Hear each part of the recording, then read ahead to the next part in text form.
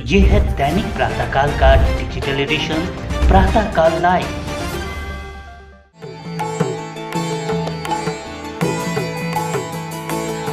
मेवाड़ संघ मुंबई के तत्वाधान में 15 व 16 मार्च को आयोजित होने वाले 2 दिवसीय मुमुक्षु जिनाशा बाफना दीक्षा महोत्सव में भाग लेने के लिए भाईंदर पधारे। भारत के साधु समाज के विशिष्ट संत व श्रमण संघी युवाचार्य महेंद्र ऋषि महाराज से दैनिक प्रातःकाल संवाददाता मनीष पालीवाल ने विभिन्न विषयों पर खुलकर बातचीत की। आइए देखते हैं उसके कुछ मुख्य अंश।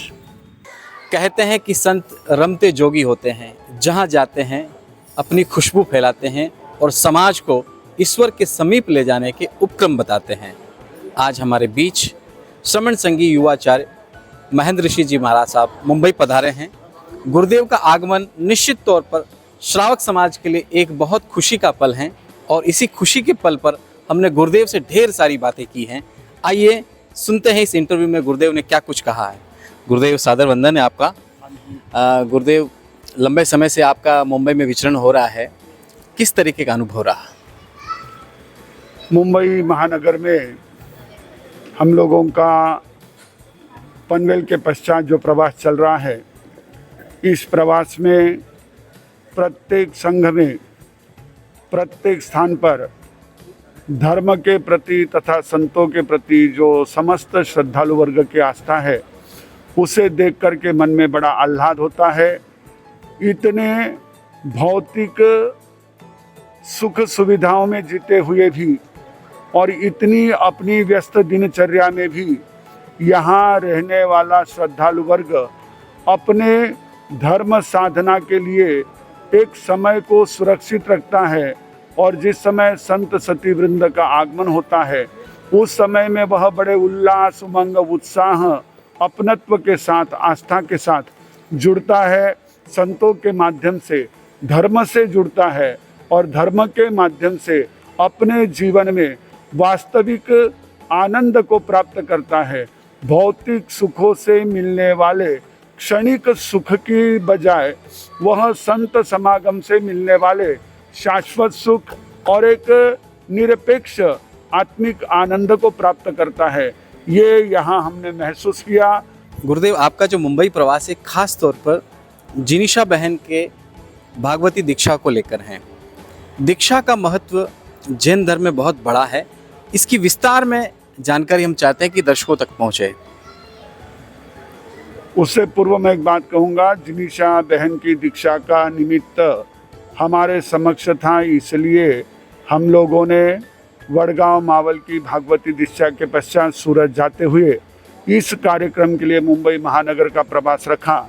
लेकिन मुझे प्रसन्नता इस बात की है कि हमारे इस प्रवास में हमारे श्रमण संघ के वरिष्ठ संत पूज्य प्रवर्तक श्री प्रकाश मुनि जी महाराज साहब और अनेकों महासाध्वी वृंद जो करीब करीब 40 के आसपास सती जी हैं, वे साध्वी जी भी विहार करते हुए पाद विहार करते हुए हमारे साथ ही इस मुंबई महानगर के प्रत्येक संघ में प्रवास कर लोगों के मन में आनंद की अनुभूति करा रहे हैं।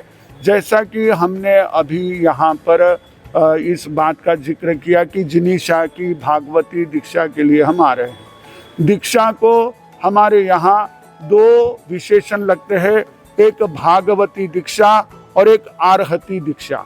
भागवती दीक्षा यानी जो हमारे अंतर में रहे हुए ऐश्वर्य को प्रकट करने वाली, अंतर में रहे हुए सद्गुणों के ऐश्वर्य को हम तक हमारे माध्यम से जन जन तक पहुंचाने वाली जो एक यह ऊर्जा ग्रहण करने की प्रक्रिया है, उसे भागवती दीक्षा कहा गया। अर्हती दीक्षा, अर्हत यानी पूज्य, अर्हत यानी श्रेष्ठ। पूज्यत्व और श्रेष्ठत्व को जो हमारे भीतर में रहा हुआ है, जिसके लिए हम ईश्वर की भक्ति करते हैं, परमात्मा की भक्ति करते हैं, परमात्मा का स्तवन करते हैं, ऐसी वह जो श्रेष्ठ और पूजनीय वह शक्ति हमारे भीतर में भी विद्यमान है। हमारी उस उपासना का उद्देश्य भी होता है हमारे भीतर की शक्ति का प्रकट करना। तो ये अर्हति दीक्षा यानी दीक्षा का अर्थ है ट्रांसफॉर्मेशन, एक शक्ति का संक्रमण अपने गुरु के माध्यम से, अपने उन साधक ऐसे महापुरुषों के माध्यम से हमारे भीतर में रहे हुए ऊर्जा के लिए एक प्रकार से जो संक्रमण होता है, पावर का, शक्ति का संक्रमण होता है, वो दीक्षा है। और ऐसी भागवती दीक्षा, अर्हति दीक्षा, जिसे ग्रहण करने के लिए सबसे पहले मन का मजबूत होना आवश्यक होता है, क्योंकि यहाँ पर आपको सबसे पहले रात्रि भोजन त्याग का संकल्प होता है। सूर्यास्त के बाद पानी की एक बूंद तक नहीं ली जाती है। दूसरा, यहाँ पर हमारे साथ में किसी प्रकार से कोई भी धन संपत्ति का परिग्रह नहीं रहता है, कोई संग्रह नहीं, हमारा कोई बैंक बैलेंस नहीं, हमारी कोई प्रॉपर्टीज नहीं, हमारी कोई स्टेट नहीं होती है। तीसरा, हमारे यहाँ जो है इस प्रकार से आजीवन ब्रह्मचर्य का पालन, जिसमें विजातीय तत्व के साथ में स्पर्श तक का त्याग होता है। यदि मुनि है तो वे स्त्री स्पर्श नहीं करते हैं, और यदि साध्वी है तो वो पुरुष से स्पर्श भी नहीं करते हैं, और यदि किसी कारणवश स्पर्श हो तो उसका प्रायश्चित होता है।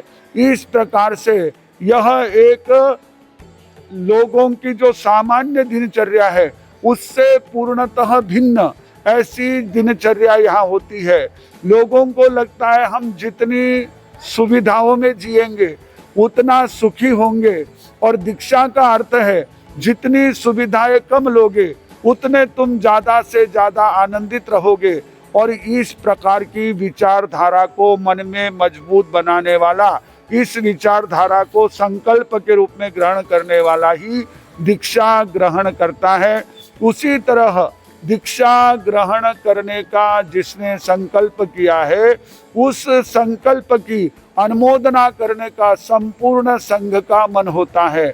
सभी लोगों के मन में भाव होता है कि जो भव्य आत्मा, जो इस प्रकार से व्यक्ति अपने मोह और बाहरी सारे संबंधों को तोड़कर प्रभु भक्ति में और साधना में अपने जीवन को अर्पण करने जा रही है, हम उसकी अनुमोदना करें, हम उसके लिए उन्हें बधाई दें। ऐसे आयोजन के लिए संघ समाज में उत्साह होता है, और उसी उत्साह से यहाँ मुंबई में जो वर्षों पहले स्थापित मेवाड़ संघ है, श्री वर्धमान स्थानकवासी जैन श्रावक संघ मेवाड़ संघ, जिसके करीब 35 उपसंघ है पूरे मुंबई महानगर में, उनकी शाखाएं व्याप्त है। और वह संपूर्ण महासंघ अनेक क्षेत्रों में सामाजिक, शैक्षणिक, धार्मिक ऐसे क्षेत्रों में कार्य करता है। उसी महासंघ के तत्वावधान में और हमारे श्रमण संघ की वरिष्ठ साध्वी जी, महाराष्ट्र प्रवर्तिनी प्रतिभा कंवर जी महाराज, डॉक्टर प्रफुल्ला कंवर जी महाराज, इन्हीं के सानिध्य में कुमारी जिनिशा बाफना संयम ग्रहण कर रही है, और उसे वह दीक्षा मंत्र का पाठ पढ़ाने के लिए महासती जी ने हमें यहाँ पर आमंत्रित किया था, हमारे सामने बात रखी थी। हमने भी उसे सहर्ष स्वीकार किया, और मुझे प्रसन्नता है कि गुरु कृपा से हम इस कार्यक्रम के लिए हमारे संपूर्ण संघ के साथ उपस्थित हैं। गुरुदेव, आपने दीक्षा के विषय में बहुत सारी चीज़ें बताई। आज का जो युवा है, आज का युवा धर्म से कटा हुआ है। कुछ हद तक संतों ने बहुत सारे प्रयास किए, लेकिन आपको क्या लगता है कि इस प्रयासों में कुछ कमी है या प्रयासों को परिवर्तन करना चाहिए? बहुत अच्छा सवाल है आपका। मैं एक बात आपसे कहूँगा, धर्म से कटा हुआ ये एक अपनी सोच हो सकती है। मुझे ऐसा लगता है कि वो धर्म के स्वरूप से अनजान होने के कारण थोड़ा सा उससे सहमा हुआ है। वो धर्म में प्रवेश करने की बजाय धर्म स्थान में जाने के समय, धर्म गुरुओं के पास जाने के समय थोड़ा सा उलझन में होता है कि वहाँ जाऊँगा तो मैं क्या पता क्या कर सकूँगा, वहाँ जो कहेंगे वो मुझसे होगा या नहीं होगा। कई प्रकार की ऐसी भ्रांतियों के कारण युवा वर्ग थोड़ा दूर है। और जहाँ तक मुझे लगता है, जहाँ तक मुझे भी करीब 43 वर्ष हुए हैं दीक्षा ग्रहण किए हुए, मैं समाज में, संघ में, अलग अलग जगह जाते हुए देखता हूँ कि आज की युवा पीढ़ी का जो एजुकेशन है वो जिस फॉर्मेट में हो रहा है, हम धर्म को उससे भी पुराने फॉर्मेट में समझा रहे हैं। ये फॉर्मेट का जो एक तरह से दोनों में तफावत है, दोनों में फर्क है, उसके कारण उनको वो चीज़ें ग्रहण नहीं हो पा रही है। लेकिन आने वाले समय में हमारे यहाँ कई ऐसे अच्छे प्रयास हो रहे हैं कि हमारी युवा पीढ़ी धर्म के सही स्वरूप को समझे। क्योंकि मैं ये सोचता हूँ, धर्म यानी क्या है? धर्म यानी हमारे लिखे हुए किसी भी अक्षरों के बीच में रहा हुआ गैप है। धर्म यानी हमारे लिखे हुए पेपर के पहले छोड़ा हुआ मार्जिन है, जिसमें लिखा हुआ कुछ नहीं होता है, दिखता कुछ नहीं है, लेकिन ग्रेस उसी से आता है। धर्म यानी हमारे बोलते समय में लिया हुआ पॉज है कि जिसमें सुनाई कुछ नहीं देता है, लेकिन जो पहले सुना है वो समझ में आता है। तो धर्म और धर्म साधना ये प्रत्येक व्यक्ति के लिए, चाहे वो युवा हो, चाहे बालक हो, चाहे वृद्ध हो, प्रत्येक के लिए बहुत बड़ी ऐसी एक पावर हाउस जैसी है। हमने ये जो भ्रम पाल रखा है कि धर्म केवल वृद्धों का ही है, इस भ्रम को निकाले। युवा शक्ति को आज धर्म की बहुत आवश्यकता है और उसे धर्म से जुड़े रहना चाहिए। धर्म से डरने की, धर्म से शर्माने की, धर्म में सकुचाने की कोई आवश्यकता नहीं। गुरुदेव, वर्तमान समय में एक बहुत बड़ी बीमारी आ गई कि जहाँ धर्म स्थानों पे प्रवचन आदि होते हैं, वहाँ पर लोग मोबाइल लेकर पहुँच जाते हैं और गुरुजनों के साथ सेल्फी खिंचवाते हैं और इससे बहुत सारी असाधना होती है। लेकिन आपके कार्यक्रम में इन तमाम चीज़ों पर बड़ी कड़ाई से रोक मैं देख पा रहा हूँ सुबह से ही। तो ये चीज़ें आगे भी बहुत सारे संतों के अंदर रुक सके, आपका इस बारे में क्या धर्म संदेश है? आज सिर्फ धर्म सभा में ही नहीं, व्यक्ति के हर जगह उसके साथ मोबाइल है। यदा कदाचित धड़कन बंद हो जाए पर उसका मोबाइल चालू रहेगा। ऐसी विषम परिस्थिति में हमने जो इसका अतिरेक हुआ, हमने जो इसका एक तरह से अधिक प्रयोग, जो हमारे पुराने लोग कहते थे कि अति दानात बलिर्बद्ध, अति गर्वेण रावण, अति रूपेण वै सीता, अति सर्वत्र वर्जेत। अति दान से बलि बंधे, अति गर्व से रावण का विनाश हुआ और अति रूप से सीता का हरण हुआ। तो अति कहीं नहीं होनी चाहिए, ये बहुत ज़्यादा हो रहा था। और धर्म स्थान में इन चीज़ों का कोई भी अपने आप में विशेष ऐसा महत्व नहीं होता है। आपको यादगार के लिए फोटो चाहिए तो वो आपकी अपनी उसके लिए व्यवस्थाएं हो, लेकिन हर एक जगह फोटो सेल्फी के प्रयोग से हम लोगों की साधना में, हम लोगों के दिनचर्या में, हम लोगों के बाकी व्यवहार में बहुत ज़्यादा एक तरह से जो है डिस्टर्बेंस आने लगे, व्यवधान आने लगे। और मैंने अपने तौर पर इन चीज़ों को पिछले 1 वर्ष से सभी से विनम्र आग्रह किया है कि आप इस प्रकार से कहीं भी अपने मोबाइल से, निजी मोबाइल से ना तो वीडियो ले ना फोटो ले, जिसके कारण हम अपनी बात आपको प्रत्यक्ष कह सके, आप प्रत्यक्ष हमसे मिल सके। हमारा मीडिया के साथ में बहुत मधुर संबंध है। हम मीडिया को अपने आप में एक बहुत बड़ी ताकत मानते हैं, लेकिन हर एक व्यक्ति ऊट छूट जो है इस प्रकार से फोटो के माध्यम से अपने आप को मीडिया कर्मी मानने लग जाए और एक तरह से इन चीज़ों को व्यर्थ में प्रसारित करने लग जाए। मुझे ऐसा लगता है कि सेल्फी में व्यक्ति हमारी बजाय खुद के महत्व को ज़्यादा एक तरह से प्रस्थापित करना चाहता है और इस दृष्टि से हमने मना किया। और मुझे प्रसन्नता है कि हमारे दर्शन के लिए हमारे सानिध्य में आने वाले अनेकों श्रावक श्राविकाएं इस बात को बहुत अच्छे ढंग से समझ रहे हैं। अब ये अन्यत्र, अन्य धर्म स्थानों में या हमारे संघ में अन्य जगह पर इस चीज़ का जो लाभ है वो जैसे जैसे सबको समझ में आएगा सब उसको फॉलो कर सकेंगे। हमने किसी पर भी अभी कोई इस तरह की जबरदस्ती नहीं की है। एक अंतिम सवाल, गुरुदेव, प्रातःकाल के माध्यम से जैन समाज के इतर बहुत सारे समाज यहाँ विराजते हैं, उनके लिए क्या धर्म संदेश है? हाँ जी, मैं आपसे थोड़ा सा असहमत हूँ इस बारे में।